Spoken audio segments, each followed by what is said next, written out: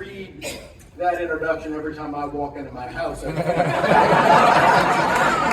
makes me feel a little bit more important than I do when I walk in. My second confession is, yes, and thank you for that lovely introduction. I've been able to do a lot in my life. But to this day, no one has ever said that I was double dipped in honey. Mr. Cullen, lovely speech. I spend a lot of my time talking to NFL players, or used to spend a lot of my time talking to NFL players until I retired in July. A lot of locker rooms, a lot of facilities, a lot of conference rooms. And I have to tell you that this place smells a lot better or a conference room there. And I'm just thrilled to be here today. I have to make my second confession. I am nervous. I realize that, yes, I have argued with Jerry Jones. I know. I'm not even done. I have yelled at Dan Snyder. I have sat and I've negotiated with Robert Kraft. For all of the owners who own all of those teams, yes, I have spent time with all of them. And my first confession, I would like to use this moment with this number of pastors here to confess, yes, I wanted to choke every one of them out. And there is a small part of me that requests forgiveness. Only a small part. My second confession, I sort of realized why I'm nervous. I have never spoken in front of my family.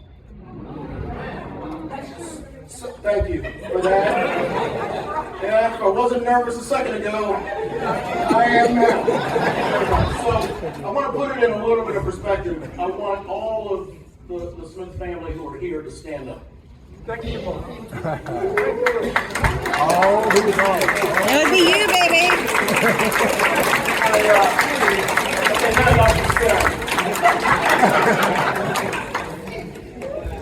A little bit earlier, someone said that there shouldn't be a center in Pennsylvania County. Given the number of Smiths and Motleys, we are Pennsylvania.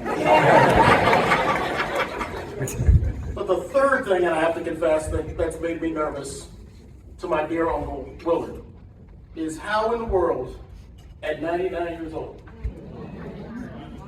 you can possibly have more hair than me. There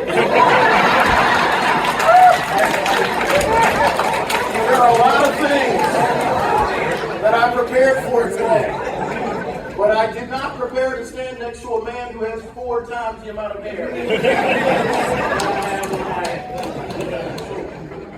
It is with a great deal of love that I am here today, and it is a pleasure, and I mean this from the bottom of my heart. I've missed 1/3 Sunday before COVID hit. I think I was studying for the bar, but I truly count this as my home. And thank you for letting me into your house tonight. And we're gonna have a little bit of fun, a little bit of a conversation, and talk a little bit about the man that I love so much, my Uncle Will. There are few things that are more daunting, at least for me, lawyer. Yes, I tried a lot of cases, but I will never forget standing in front of a group of players who elected me as the executive director of the NFL Players Association, truly following a legend named Gene Upshaw. I had never met Gene. Gene passed away before I was elected, but I will never forget the day of that election, and you look out into a group of men who have made the decision that they have picked a leader to lead them literally through the dark valleys that we had faced, and a group of men who decided to entrust someone with the duty and the obligation to lead them forward. It was daunting. It was, I don't mind telling you, it was a little bit terrifying. But I have to tell you, the one thing that prepared me for it, and something that I do want to spend just a little bit of time talking about today, the strength that I have always had is the strength of our family. And for the Smiths, especially the Yos who are a little bit younger, my sister, my cousin Sharon, I don't know if Jackie's here, but my cousin Nikki, we are a storytelling family. A lot of stories. All of those stories had something to do with my father going to work, walking uphill both ways. All of them had something to do with them not wearing shoes. And then I realized that all of those were true.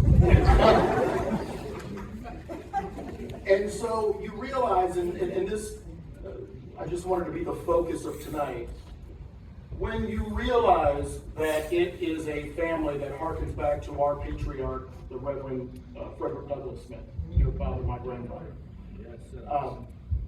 And then a man who preached in his own church for another 68 years. We hear a lot about the greatest generation, the generation of people who went to war in World War II and came back. We don't hear a lot about what I will call the bravest generation. And the bravest generation are those people who grew up inheriting the legacy of slavery, inheriting all of the inequity that flowed from that.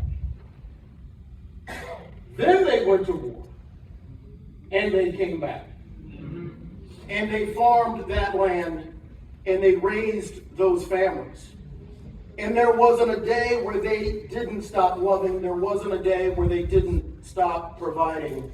And there certainly wasn't a day where they didn't stop preparing. That's the bravest generation. That's the bravest generation.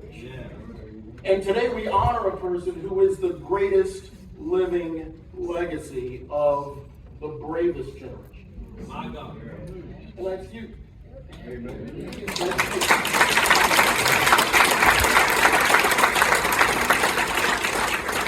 So when we talk about the strength of our family and we talk about the things that prepared us, and yes, there's always school and there's always studies and there's always the things that you learn on the job, and yes, there's always the fights and there's always the triumphs and there are wins, and yes, there will be losses. But the bravest generation left us with those three things: never stop loving, never stop preparing, never stop providing. So on this wonderful day where you are now joined with the greatest group of people that you could ever be surrounded with, we just want to say thank you for being the bravest generation. Thank you for everything you've given us. Thank you for your wisdom. Thank you for your love. Thank you for your kindness. And thank you so much for the stories. And let me tell you, there are a lot of them. I grew up with every story about Henry the Mule that either my grandfather wanted to kill one day, strangle one day, shoot one day. I grew up with the stories of them lowering my father into a well, into a hole to dig for water. But those stories, what they left us with, was one simple thing that I will never forget. And it wasn't so much what we heard in the stories. It wasn't the story of apparently you deciding one day to string the front porch with wire so that those poor people coming home had to fight their way up the porch thinking it was spider webs. It wasn't even the story apparently of you deciding one night to put a sheet with a hat on it up on a broom pole and scare the living daylights out of everybody who's coming home from dates.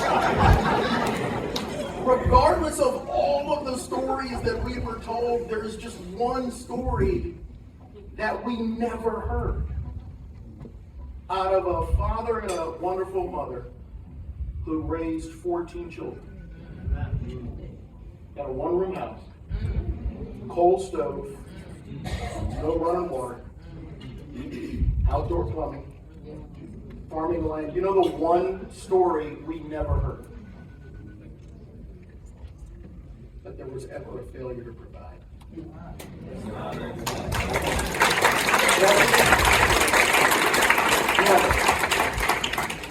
And so the reason why family and the stories and the bravest generation becomes so important is on a day that far-flung future where you were plowing a field or preaching a sermon, and yes, you could have gone to any game you ever wanted to. By the way, that's still open.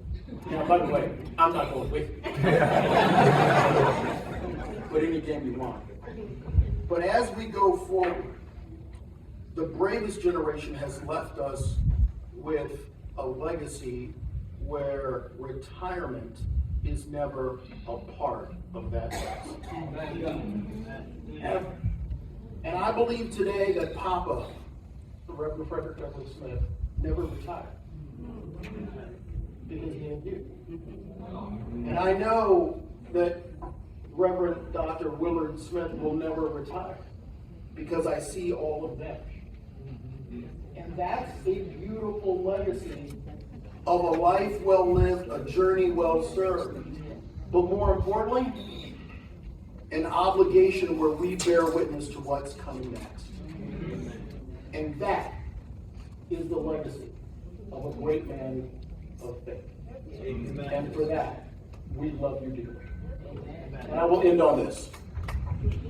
Out of all the stories that I've told, there was actually one that I never heard.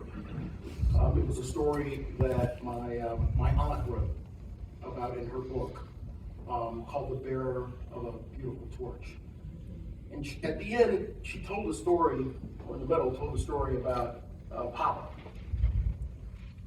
And how there would come a time in the middle of the year where he would cut pieces of string. Yeah. And measure everybody's foot. Yeah. And he would go to town. 14 pieces of string to buy shoes for a group of people who, for the most part, went barefoot in the warmer months. And I read that story, and that is a story that I have never heard. It's a story that I thankfully read because he wrote a wonderful book. But I think about your legacy. And that legacy is you have 1,000 pieces of string. Where you have measured so many people who went to your church, so many people who were part of your family, so many people who were members of this community. Thousands of pieces of string. Where each and every day you took that string and you provided everybody with exactly what they needed. So, on behalf of the Smith family and everybody here, let's give him a warm round of applause for the man we are.